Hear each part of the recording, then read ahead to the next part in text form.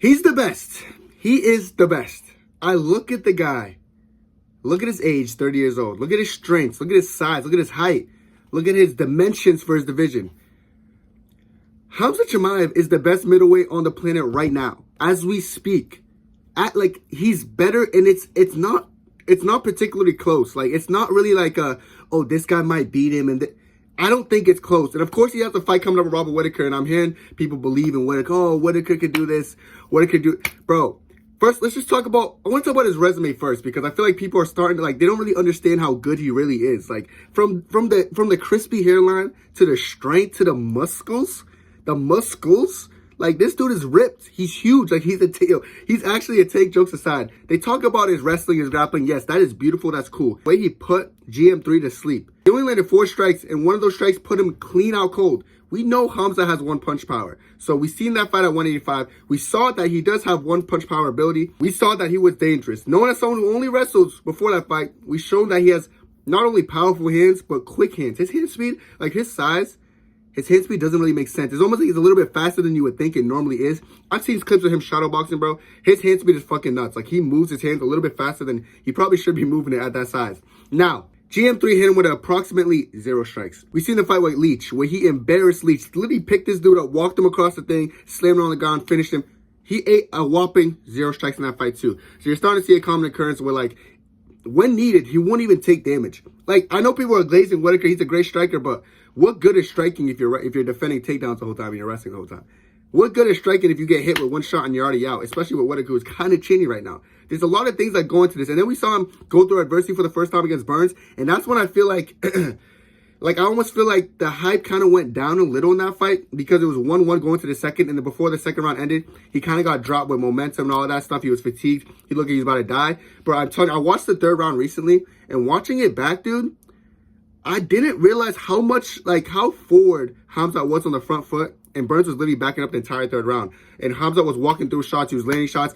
So someone with the narrative, because they have a narrative that he's fatigued and stuff, I don't think that's necessarily true. The way he was walking down Burns and keep putting it on him, and Burns was kind of breaking in that third round. But Burns would have moments where he land an overhand and stuff and back up Khamzat a little bit, and he would come coming forward. But I really think he needed that fight in his life, though. It showed him that he could go through adversity and still continue to climb. Because before that fight, he was used to absorbing no strikes on his face. Like, he wasn't even getting hit. From a fight you're not getting hit to getting hit over 100 times, it's very different. And he passed that test with flying colors. And then you see him go back to the dominant Khamzat, who just goes in there against Kevin Holland and ragdolls him, again, absorbing this much significant strikes. So now we're starting to see something. Khamzat goes in there with full confidence. Because listen, after the Burns fight, someone could be like, oh man, I don't know about this dude. I don't feel like I got it like that anymore. I'm a little bit fatigued. I don't think I can work as hard as I can. I just got worked. Now I don't have the confidence. None of that was a thing. He just went in there and destroyed Kevin Holland, who's a black belt BJJ, but made him look like he couldn't grapple with him in any way, shape, or form. And I'll say Kevin Holland did such a good job defending, and I feel like we don't understand how good of a defensive grappler Kevin Holland was in that fight, the way he was rolling. But every single time he would try to roll out of situation, Khamzat is literally rolling with him. It was almost like I felt bad for the dude, because the situation was just fucked. He was just in there with someone whose grappling level is better than anyone I've ever seen in the UFC, and I'm going to get into that a little bit later. Speaking of his grappling looking great in the UFC, we saw what he did to Kamaru Usman. Now, Kamaru Usman, statistically, before that fight, the best defensive wrestler in the UFC by statistics. He just had a high takedown defense. The only one who took him down before that fight was Leon Edwards with that one takedown he had in the clinch. Colby Covington technically took him down one fight, but it never counted. So his takedown defense was just exquisite. Like, it was perfect until the Leon Edwards situation with that kind of fluke takedown in the clinch. And then Khamzat doesn't need a fluke takedown. He doesn't need a surprising takedown like Leon did. He literally went in there and put it on Usman. And as someone who's a big Usman guy, like, y'all see the flag. I love Usman, but the distinct difference in grappling was almost alarming in the first round at least. Like, I still think Usman can hang. Like, Usman's obviously getting older and stuff. He's a great defensive wrestler. No one is ever going to do that to Usman again. Like, I don't hope no one in their stupid mind thinks, oh yeah, dude, Usman's washed, dude. He's not really Calabunga anymore, dude. He's not radical, man. He's washed now, dude. No, Khamzat Chimaev's wrestling is just, his grappling in general is just that good. The fact Usman was able to defend like chokes and stuff when he had him flattened out shows how good defensive wrestler Usman is and defensive grappler Usman is. But he ragdolled Usman. Usman has never been done in that in his life, from his college career and all that, in his whole wrestling shit. He's never been done like that in his life. Now, Usman's a great wrestler with a great wrestling background, great defensive grappling, etc., etc. People are putting a lot of stock into Robert Whittaker because his defensive wrestling is good on paper, because he defends some takedowns. He defended against Yoel Romero. Oh, Yoel Yoel Romero's an Olympic wrestler. Anyone who actually knows Yoel Romero, though, knows, like, his wrestling doesn't, like, he didn't really translate his wrestling into his UFC career if you didn't watch his fights. Kind of similar to Henry Cejudo, who's an Olympic gold medalist, not even bronze, but gold medalist. He doesn't really engage. I don't know what it is with Olympic wrestlers who kind of just tend not to engage their wrestling into UFC, but Khamzat's not one of them. These guys with the Sambo background and stuff, they engage grappling like it's their purpose in life. They're not afraid to grapple and do it. So Khamzat showed that, like, listen, you can be a great wrestler and this, that, and the third, but I could take you down like someone like Usman who has a great collegiate background. Now, Robert Whittaker can defend takedowns, but he's not going to be able to defend to the point where, like, he can defend against Khamzat. Khamzat's a special kind of wrestler. I've seen Khamzat, and I know you guys seen the Luke Rockhold and Khamzat situation where they grappled, and, like, Luke Rockhold's a really good grappler. Like, you just fuck UFC. Grappling, Luke Rockhold is top tier. He's a great grappler.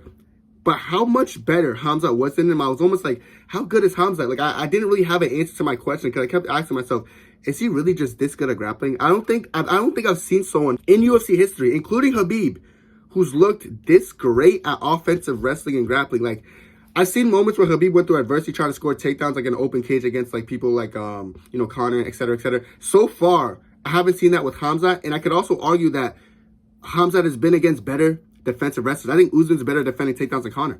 I do. Well, statistically he is, but like just in general, I see Conor get taken down by Chad Mendes, et cetera, all these guys. Listen, Khamzat is the best offensive wrestler ever. I feel like the big thing with him goes like, it's just like, can he wrestle for a long period of time like Khabib could? And I'm like, maybe I'm just hyping up Khamzat. Like, maybe his wrestling's not that good. And then yesterday, the video dropped of him wrestling and scrambling with the 2024 Olympic gold medalist, and that was such a competitive role.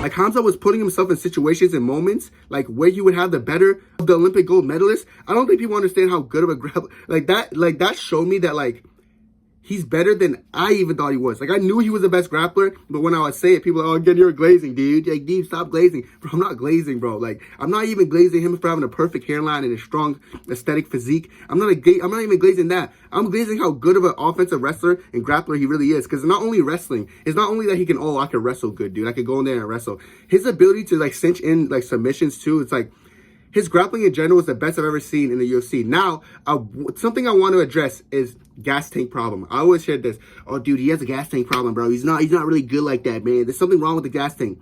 I don't think that's his biggest problem. I'm going to talk about his biggest problem a little bit later. That's not his problem. First of all, I feel like it's more pacing than gas tank. Because I feel like if you watch a Khamzat fight, like, people pace their fight style. Like, you see people like, let me stick and move a little bit, for the first round, maybe wrestle, but they're pacing themselves, especially if they have 5 rounds or like 3 rounds, doesn't matter. They pace themselves accordingly. Khamzat kind of doesn't really understand, I guess, what pacing really is, because in every single fight in the first round, he goes like full steam ahead. It's like he believes he's so much better than these guys to a point where he could go in there and steamroll them within the first round. And has that been the case his majority of his career? Yes. But eventually, I think it's going to catch up on him, and I think it kind of caught up on him in the Usman fight, because he went really hard on Usman. He listen, it might not seem like it's fatiguing, but when you're in there, like, wrestling someone as strong as Usman and actually having a lot of success, it's going to drain your energy just as much as kind of draining Usman's energy. So he went in there with Usman, went full steam ahead. Second round, he ended up kind of losing on a lot of people's scorecards because, like, he was a little bit fatigued, but he scored another takedown in that fight.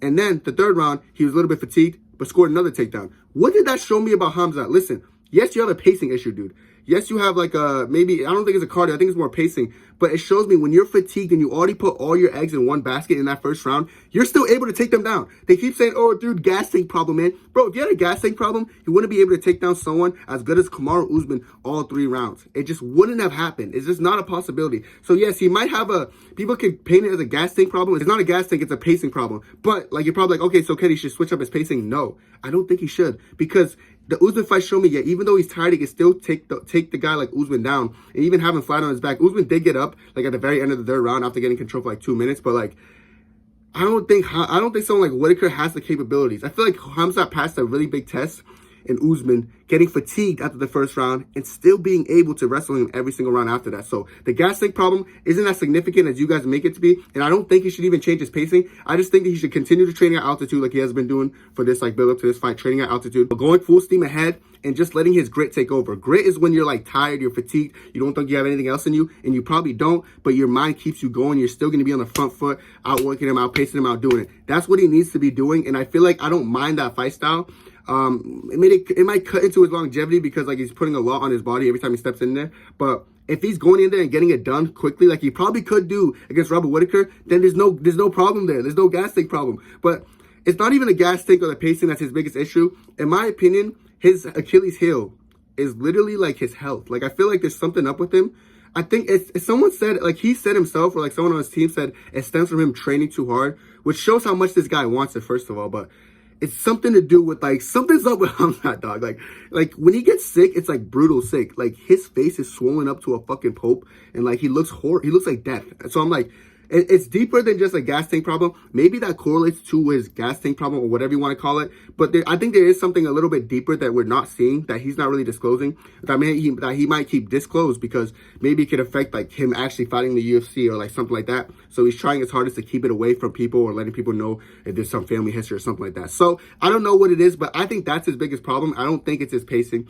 I don't think it's his gas tank, because his gas tank is not as bad as you guys try to make it out to be. He's a great fighter. He's a good fighter. But I'm telling you right now, just seeing how good and how skilled he is in certain departments of fighting, not only just wrestling and grappling, but his hands, his hand speed, his hand power, his wrestling, his grappling. I don't think Robert Whittaker has a chance of winning. I know Robert Whittaker is the better striker on paper, but what good is striking when you're defending takedowns the whole time? What good is striking when you're getting ragdolled, when you're getting flipped over your head, when you're putting in a Darce choke and you don't know how to get out? That's my point of this. This is my point of this video. I feel like Khamzat is already the best 185er, but we're taking a little bit to come to terms with it because we see people like DDP fighting for the title with Strickland and shit. Izzy's kind of on the decline, not decline, but Izzy's kind of on the back end of his career. Can him and Khamzat be a great fight? Yes, if he weathers the early storm, but I really feel overall right now, at 30 years old, Khamzat's not only the future of 185, but he is the best 185er on the planet right now. It's just going to take people a little bit to come to tune with and understand, but Khamzat Chimaev is not only up next, he's right now. He is right now. He's the face, and he could be the face of the company. I don't know about his, how he could fight in the U.S. or something's up with that, but once he gets everything settled, this guy's going to be the most unstoppable 185er in UFC history, and that's a fact. But that's it for me, bro. Let me know what y'all niggas with no hairline think about this. I think I cooked about it, but let me know what you feel about Khamzat and how you feel the Whittaker fight's going to go, because I feel like you're going to smoke him. That's it for me, though, and God bless. 2, 3, 4.